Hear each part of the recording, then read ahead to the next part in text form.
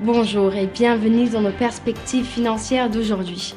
Rejoignez-nous aujourd'hui pour notre analyse du monde financier, des derniers événements et des dernières informations sur les marchés.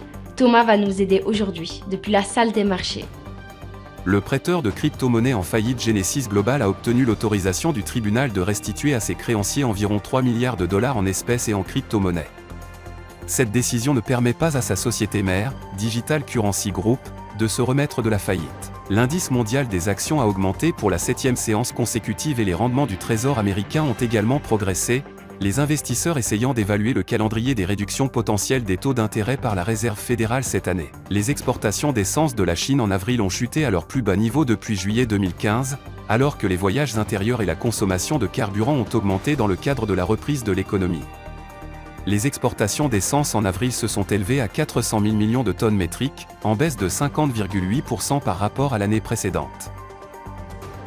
La dernière session a vu l'action Microsoft chuter de 0,5%.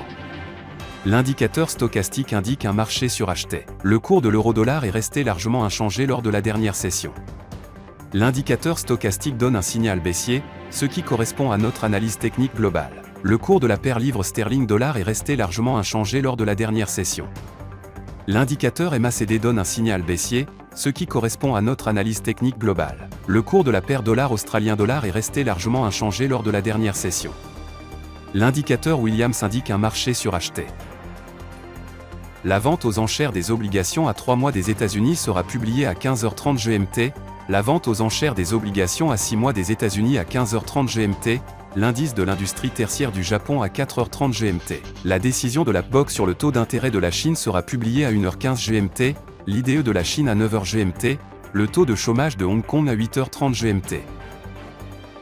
Nous espérons que vous avez apprécié nos perspectives du marché d'aujourd'hui. De la part de toute l'équipe, nous vous souhaitons une journée de trading productive. N'oubliez pas de vous connecter demain matin pour tous les événements et les dernières nouvelles sur les marchés financiers.